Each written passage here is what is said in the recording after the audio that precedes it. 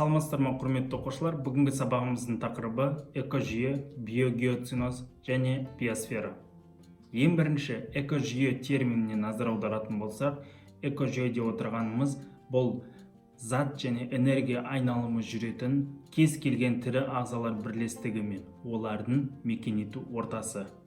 Яғни қарапайым сөзбен айтатын болсақ, күнделікті көріп жүрген кез келген табиғатты айта аламыз. Ал биогеоценоз деп отырғанымыз, биогеоценоз тірі ағзалар мен олар алып жатқан жердің бетіндегі абиотикалық ортаның тарихи қалыптасқан жиынтығы. Яғни экожүйе мен биогеоценоздың айырмашылығына назар аударатын болсақ, анықтамаға қайтадан көз жүгіртейік. Биогеоценоздың анықтамасында тарихи қалыптасқан жиынтық ретінде қарастырады. Ал экожүйеде кез келген тірі ағза мен мекен ету ортасы қарастырылады. Тағы да айырмашылығы, биогеоценоз болу үшін ондағы жүйе тұрақты болу қажет.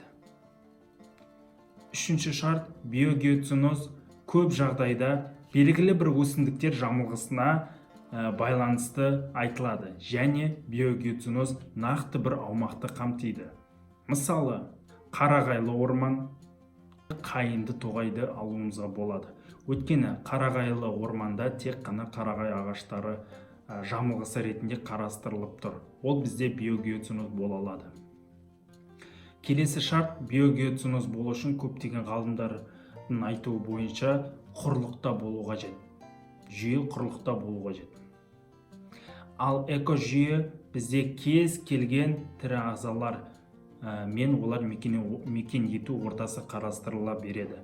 Мысалы, бір тамшы кішкентай судан алып мұхитқа дейінгі деңгейлерді айтуымызға болады. Өйткені өздеріңіз білетіндей, бір тамшы судың ішінде бізде бірнеше тірі ағзалар тіршілік етеді. Ол біздерде бір тамшы су, жаңа ғана тамшы пайда болып, ол кез келген уақытта жоқ болып кете алады. Яғни бұл жүйе бізде тұрақты емес, сондықтан ол бізде экожүйе бола алады, бірақ биогеоценоз бола алмайды. Сөйте келе біздер мынадай тұжырым жасауымызға болады. Кез келген экожүйе биогеоценоз бола алмайды, бірақ кез келген биогеоценоз экожүйе бола алады.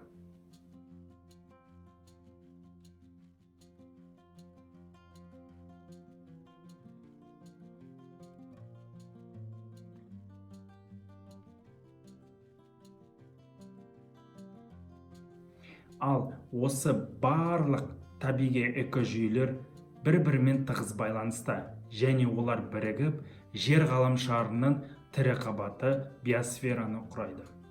Биосфера атмосфераның төменгі бөлігін, литосфераның жоғарғы бөлігін және гидросфераның барлық бөліктерін қамтиды.